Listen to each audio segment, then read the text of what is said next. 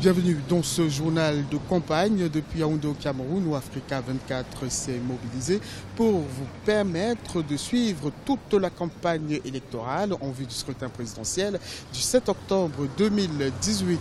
Joshua aussi à la conquête des électeurs de l'Est. La caravane du SDF a marqué un arrêt dans la ville de Bétaré-Oya avec un message pour ces populations, l'amélioration de leurs conditions de vie si leur candidat est élu président de la République. Les détails dans ce sujet de notre envoyé spécial, Corinne Kamseux. La caravane du Social Democratic Front a fait une escale à Bétaré-Oya dans la région de l'Est pour partager son message de bien-être social. Joshua aussi, candidat du SDF, promet une meilleure redistribution des richesses avec un salaire minimum interprofessionnel garanti qu'il fixe à 160 000 francs CFA. Je suis conscient que les inégalités que M. Biya a créées dans ce pays sont devenues insupportables. Et c'est pour cela que j'ai dit, en considérant l'immense richesse de notre pays, les inégalités, l'injustice sociale, même en comparant avec les autres pays de la CEMAC, j'ai dit le SMIC à 36 000 francs, c'est l'esclavagisme. Pour le candidat Joshua aussi, les Camerounais peuvent aspirer à un avenir plus brillant. Pour cela, il suggère une rupture avec un système qui, selon lui, n'a pas pu apporter des réponses adéquates aux problèmes de développement. Les gens sont fatigués. Fatigués d'attendre pendant 36 ans le développement. Et le choix que vous avez le 7 octobre, vous n'avez que 2 choix. Vous avez 9 candidats, mais 2 choix. Vous avez un choix que vous avez fait tout le temps ici à Bétaré-Oya depuis 36 ans, et c'est pour cela que rien ne marche. Ça, c'est le choix du président sortant. Si vous voulez encore rester dans l'obscurité, si vous voulez encore vous plaindre dans 7 ans, voilà le choix qui s'impose à vous. Outre la ville de Bétaré-Oya, la caravane du SDF aura visité plusieurs localités de la région de l'Est, notamment Garoua-Boulaye, Bertoua et Abomban. Le candidat et son équipe ont ensuite mis le cap sur les localités d'Ayos, Akonolinga et Hawaï pour porter leur message du socialisme démocratique. Les militants du RDPC de Boum-Niébel, dont l'Union Ekele, renouvellent leur soutien au candidat Paul Biya. Ils appellent les habitants de cette localité à voter pour le candidat du RDPC le 7 octobre prochain. Les détails dans ce sujet de notre envoyé spécial, Nathalie Mo. À Boum-Niébel, dans l'Union Ekele, région du centre, le député Calvin Libok a rassemblé les populations de la section nord-ouest Angok-Mapoubi pour soutenir le candidat du RDPC, Paul Biya. Les militants promettent d'accorder leur soutien au parti au pouvoir pour la présidentielle. Le représentant du chef de l'État, Paul Biya, a assuré d'une victoire acquise pour le RDPC dans l'Union Ekele.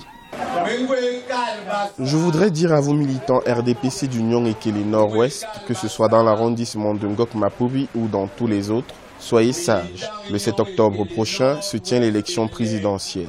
Et je peux vous rassurer qu'au soir de ce 7 octobre, avec votre soutien, notre candidat sortira vainqueur. Les chefs traditionnels de la localité se sont joints à la campagne électorale en faveur du RDPC. Selon eux, le candidat Paul Biya est considéré comme un membre à part entière de cette aire géographique. Raison pour laquelle ils appellent toute la communauté à s'aligner derrière le candidat par eux désigné. Les chefs traditionnels d'Union Ekele sont venus ici pour soutenir la candidature du frère Paul Biya à l'élection présidentielle qui aura lieu le 7 octobre.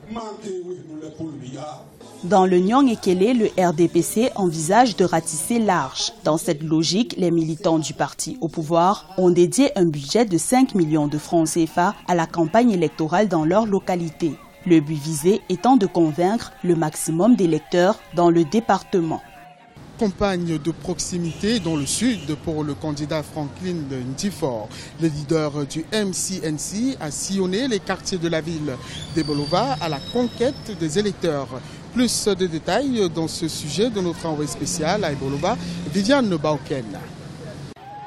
Le candidat du mouvement citoyen national du Cameroun, Franklin Difo Afandui, a opté pour des meetings de proximité dans la ville d'Ibolova. Du carrefour Vondo en passant par le rond-point 1-200, le candidat du mouvement citoyen national du Cameroun est venu porter aux populations sa vision pour un Cameroun nouveau. Que la population de ce soit vraiment patiente et sachez que vraiment le changement est déjà là, on va aller bien, il sera en train de vivre du standard. Tel que nous prenons le pays, ça va aller bien. Il y a déjà le changement ici, là, dans le sud. On va vraiment améliorer les conditions de vie. Ça va aller bien parce que c'est un homme de vérité qui parle. Engagé pour la première fois à une élection présidentielle, le candidat prophète Franklin Afandui Difo a également appelé les populations de la ville d'Ibolova à orienter leur choix de vote vers sa candidature. Pour ce dernier, il est le candidat choisi par Dieu pour apporter la stabilité au Cameroun. Je me sens à l'aise parce que mes motifs sont tellement clairs pour le Cameroun et pour les gens du Sud. Je ne suis pas venu ici pour faire la concurrence. Je suis venu ici juste pour m'exprimer aux gens du Sud que vraiment le moment de changement est arrivé. Que Michel Pobia, le président, a déjà fait son temps. Il est vraiment fatigué et il est en train de vraiment prendre sa retraite. Donc la personne qui va venir après lui, ce n'est qu'un homme qui a Dieu. Parce que il y a vraiment les rancules partout. Il y a les rancules de gauche à droite. Si quelqu'un prend ce pays, c'est après Pobia, qui n'a pas Dieu, je vous dis, il y aura les dégâts partout. Pour le candidat du MCNC, Franklin Afandui Difo, l'heure du changement est arrivée dans le sud et dans le pays. Le geste utile pour l'implémentation de cette vision serait de voter en sa faveur le 7 octobre 2018. Place à présent à la série Portrait de candidat. Nelly Claude Ebessa nous dresse le portrait du candidat Adamou Dame-Dioya. Il se présente pour la 4e fois à un scrutin présidentiel au Cameroun. Le leader de l'Union démocratique du Cameroun, Adamou Dame-Dioya, est candidat à la présidentielle pour la 4e fois. Âgé de 76 ans, l'originaire du département du Noun dans la région de l'Ouest, a été enseignant à la faculté de droit de l'Université du Cameroun et directeur de l'Institut des relations internationales du Cameroun avant d'entrer en politique en 1975. Pour ce 4e mandat, Adamou Dame-Dioya promet le rétablissement d'un état des droits et des devoirs républicains et citoyens. Les institutions sont les préalables pour que nous ayons un Cameroun qui bouge. Parce que pour nous, la gestion locale, parce que pour nous, c'est ça la gestion durable. Et il faut donc partir des localités pour que le Cameroun soit fort.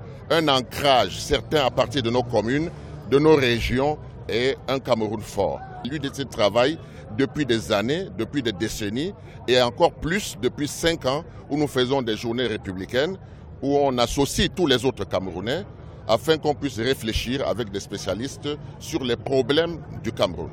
Le docteur Adamou Dame-Dioya décline son programme en 20 actions prioritaires en 2 ans. Tout en plaçant l'être humain au centre de toute entreprise dans la société, il propose de développer la gouvernance, de rétablir l'affirmation de la dignité humaine et de créer des richesses pour une meilleure distribution au sein de l'État.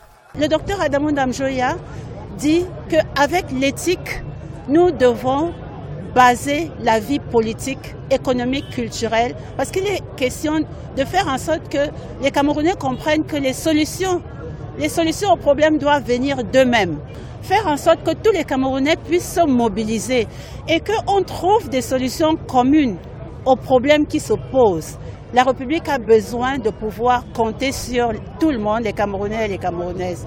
Ancien ministre des Affaires étrangères, puis ministre de l'Éducation nationale, sous le président Amadou Ahidjo, Adamou Dame-Dioya a créé l'Union démocratique du Cameroun en 1991. En 2018, il caresse le rêve de devenir le 3e chef d'État du Cameroun.